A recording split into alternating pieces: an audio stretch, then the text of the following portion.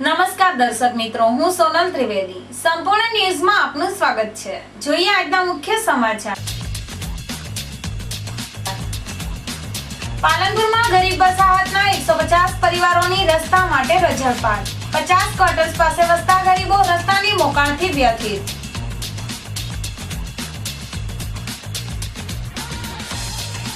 સગીરાના અપહરણ બનાવમાં નાસ્તા ફરતા આરોપીને ડીસા પોલીસે ઝડપ્યો. 7મા સગાઉ ડીસાથી કરાયું હતું સગીરાનું અપહરણ.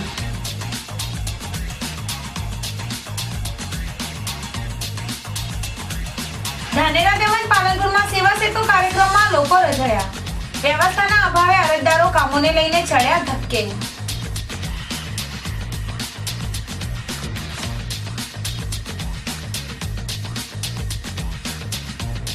વડગામ તાલુકાની 13 ગ્રામ પંચાયતો સમરસ બની. ગ્રામીણ પ્રજાના શાણપણથી ચૂંટણી પાછળનો ખર્ચ અને સમય બચ્યો. સંપૂર્ણ ન્યૂઝ આપણી આંગળીના ટેરવે. ઇન્ટરનેટ ઉપર સંપૂર્ણ ન્યૂઝ જોવા લોગિન કરો www.youtube.com/સંપૂર્ણ-ન્યૂઝ. જોઈએ સમાચારો વિગતવાર.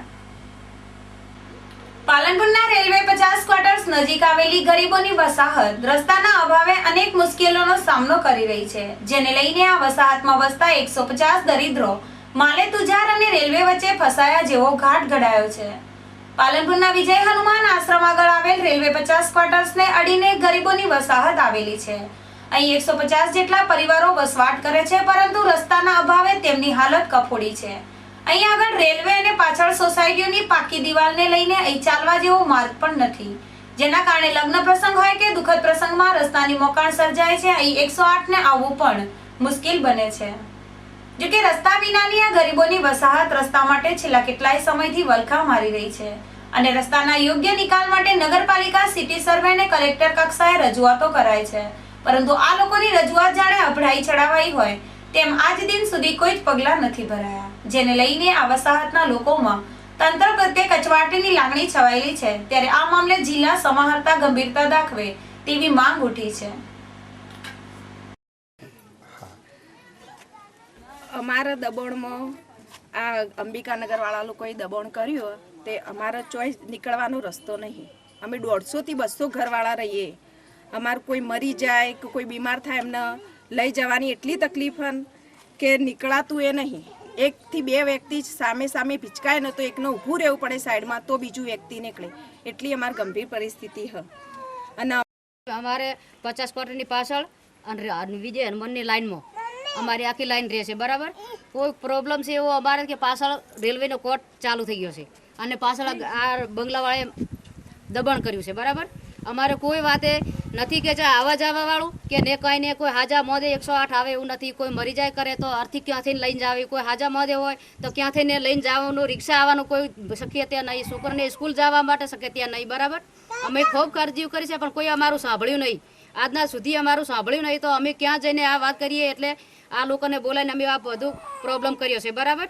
અમારે દબણની જમીનમાં ઠેઠ સુધી લાઈનમાં કોઈ કદાચ જવાનો અક્ષરતા જ નહીં.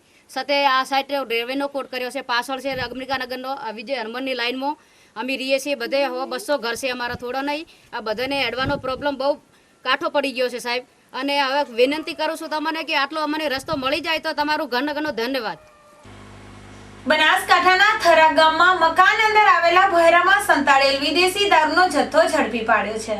થરા ગામના સદુજીવાસમાં વાઘેલા રાજેન્દ્રસિંહ અમરસિંહ વિદેશી દારૂના વેપાર સાથે સંકળાયેલ હોવાની બાતમીના આધારે થરા પોલીસ મથકના પીએસઆઈ એમ દેસાઈએ પોલીસ ટીમ સાથે સદુજીવાસમાં રાજેન્દ્રસિંહ વાઘેલાના મકાનમાં છાપો માર્યો હતો, જેમાં મકાન અંદર બનાવેલ ભોયરામાંથી ₹9,98,400 ની કિંમતનો 938 બોટલ વિદેશી દારૂ મળી આવતા પોલીસ દ્વારા બનાવ અંગે ગુનો દાખલ કરી કાયદેસરની કાર્યવાહી હાથ ધરી છે.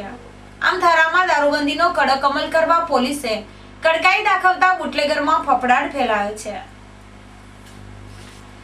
કાંકરેજ તાલુકાના સિહોરીમાં બેંક અમરથી આવેલા આકોલી ગામના યુવકના બાઇકની ઉઠાંતરી થતા ચકચાર મચી છે. સિહોરીમાં નોટબંધીનો લાભ વાહન ચોરો ઉઠાવતા થયા છે. પટેલ ડાયાભાઈ ભેમાભાઈ જે સિહોરી દેના બેંકના કામ અર્થે આવ્યા હતા અને તેને પોતાનું બાઇક બેંક આગળ પાર્ક કરીને બેંકમાં ગયા હતા. એ દરમિયાન અજાણ્યો બાઇક ચોર આ યુવકના બાઇકની ચોરી કરી પલાયન થઈ ગયો હતો. બાદમાં બેંકનું કામ પતાવી ડાયાભાઈ પટેલ બહાર આવતા તેમનું ચાલકનું બાઇક ગાયબ હતું, જેને લઈને તેઓ પોતાના બાઇકની ભાળ મેળવવા પોલીસ મથક પહોંચ્યા હતા, જ્યાં તેમને બાઇક ચોરીની ફરિયાદ દાખલ કરાવી હતી. જોકે હાલ નોટબંધીના પગલે સિહોરની વિવિધ બેંકો આગળ લોકોની લાંબી કતારો જામે છે, જેમાં બહાર ગામના લોકો પોતાનું વાહન લઈને આવતા હોય છે, જેનો લાભ તસ્કરો ઉઠાવતા થયા છે. ત્યારે પોલીસે બાઇક ચોરી જેવા બનાવો રોકવા સક્રિયતા દાખવવાની જરૂર છે. ડીસા શહેરમાં 7 માસ અગાઉ એક સગીરાનું અપહરણ કરનાર મુખ્ય આરોપીને શહેર ઉત્તર પોલીસે ઝડપી પાડ્યો છે. 7 માસથી નાસ્તા ફરતા આ આરોપીને પોલીસે કોર્ટમાં રજૂ કરી રિમાન્ડ મેળવવાની તજવીજ હાથ ધરી છે. બનાસકાંઠા જિલ્લામાં ગુનાખોરીની ઘટનાઓ દિન પ્રતિદિન વધી રહી છે, ત્યારે વધતી જતી ગુનાખોરીની ઘટના અટકાવવા માટે ડીસા શહેર ઉત્તર પોલીસ દ્વારા પણ કમર કસવામાં આવી રહી છે. ડીસા શહેરમાંથી 7 માસ પહેલા સગીરાનું અપહરણ કરી નાસ્તા ફરતા મુખ્ય આરોપીને સગીરા સાથે ઝડપી પાડવામાં આવ્યું છે.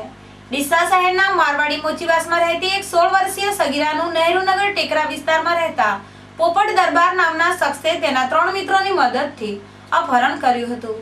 આ બનાવ બાદ સગીરાના પિતાને જાણ થતાં તેઓએ ડીસા ઉત્તર પોલીસ મથકે 4 શખ્સો સામે ફરિયાદ નોંધાવી હતી, જેમાં પોલીસે અગાઉ 2 આરોપીઓને ઝડપી પાડ્યા બાદ આજે ખાનગી બાતમીદારો દ્વારા મળેલી માહિતીના આધારે મુખ્ય સૂત્રધાર પોપટ દરબારને પણ ડીસામાંથી ઝડપી પાડ્યો છે. આ ઘટનામાં કુલ 4 લોકો સામેલ હતા, જેમાં પોપટ દરબારને સગીરાનું અપહરણ કરવામાં મદદ કરનાર ટીનો દરબાર અને રેખા દરબારને પોલીસે અગાઉ ઝડપી પાડ્યા હતા, જ્યારે અન્ય એક મદદ કરનાર બકા દરબાર અને અપહરણનો મુખ્ય આરોપી પોપટ દરબાર પોલીસની પહોંચથી દૂર હતો. ત્યારે આજે પોલીસે પોપટ દરબારને પણ સગીરા સાથે ઝડપી પાડી આ અપહરણ કેસમાં મહત્વની સિદ્ધિ હાંસલ કરી છે. ઉલ્લેખનીય છે કે આ અપહરણ કેસનો મુખ્ય સૂત્રધાર પોપટ દરબાર અન્ય ગુનાઓમાં પણ સંડોવાયેલો હોવાનું જાણવા મળ્યું છે. ત્યારે પોલીસે પણ તેને કોર્ટમાં રજૂ કરી રિમાન્ડ મેળવી તે દિશામાં તપાસ હાથ ધરી છે. બનાસકાંઠાના ધાનેરા ખાતે આજે સરકારી સેવાનો આમ પ્રજાને લાભ મળી રહે તે માટે સેવા સેતુ કાર્યક્રમ યોજવામાં આવેલ, જેમાં આયોજનના અભાવે લોકોને મુશ્કેલીઓ વેઠવી પડી હતી.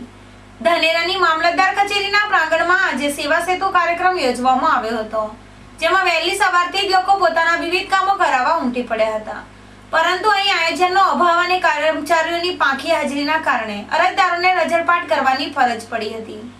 સેવા સેતુ કાર્યક્રમમાં સરકારી યોજનાઓને લગતા કામો સ્થળ ઉપર કરવાના હોય આજના આ કાર્યક્રમનો લાભ લેવા વિકલાંગો, પછાત વર્ગના લોકો સહિત આમ પ્રજા મોટી સંખ્યામાં ઉમટી પડી હતી, પરંતુ અહીં લોકોને સરકારી સેવાઓ અને સુવિધાઓ અંગે યોગ્ય માર્ગદર્શન ન મળતા લોકો પોતાના કામોને લઈને ધક્કે ચડ્યા હતા, જેમાં સમાજ કલ્યાણ અને દિવ્યાંગ વિભાગમાં કર્મચારીઓના અભાવે લોકો મુશ્કેલીમાં મુકાતા તંત્રના અવઘડ આયોજન સામે લોકોમાં ભારેભાર રોષ જોવા મળ્યો હતો.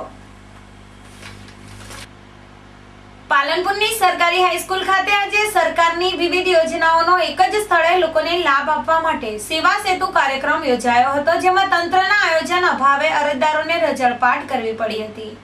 અહીં ઊભા કરાયેલા વિવિધ બૂથો ઉપર ગેન પ્રકારે અરજદારોને ધક્કે ચડાવવામાં આવતા સેવા સેતુમાં લાભ લેવા આવેલા લોકોએ હોબાળો મચાવ્યો હતો અને તંત્રના નગરોળ વહીવટ સામે રોષ ઠાલવ્યો હતો, જેમાં આવક જાતિના દાખલાઓ માટે વિવિધ પ્રકારના કાગળો મંગાવી લોકોને હેરાન કરવામાં આવતા હોવાના અરજદારોએ આક્ષેપ કર્યા હતા.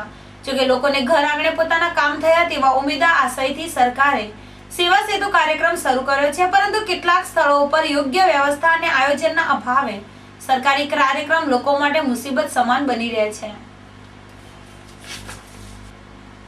બનાસકાંઠાના વડગામ તાલુકાની સમજદાર પ્રજાએ ગ્રામ પંચાયતની ચૂંટણી પાછળ ખર્ચાતો ખોટો ખર્ચ, સમય સંબંધો જાળવી રાખવા માટે સમરસતાની ભાવના જતાવી છે, જેમાં 13 ગ્રામ પંચાયતો સમરસ બની છે, તેમજ 3 ગ્રામ પંચાયતના સરપંચ બિનહરીફ ચૂંટાઈ આવ્યા છે.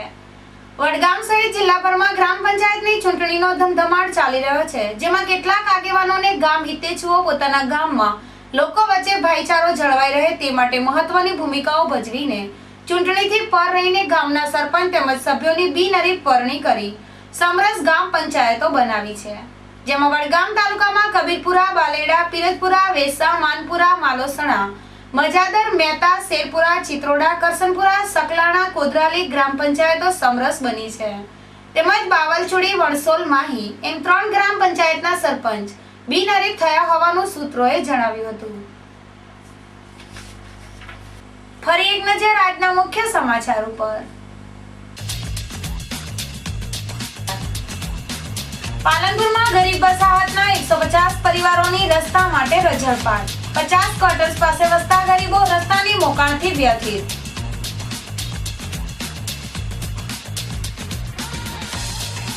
સગીરાના અપહરણ બનાવમાં નાસ્તા ફરતા આરોપીને ડીસા પોલીસે ઝડપ્યો. 7 માસ અગાઉ ડીસાથી કરાયું હતું સગીરાનું અપહરણ.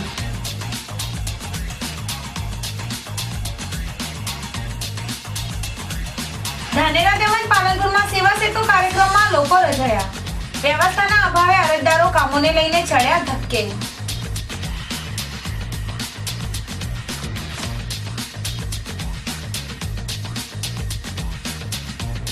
વડગામ તાલુકાની 13 ગ્રામ પંચાયતો સમરસ બની. ગ્રામીણ પ્રજાના શાણપણથી ચૂંટણી પાછળનો ખર્ચ અને સમય બચ્યો.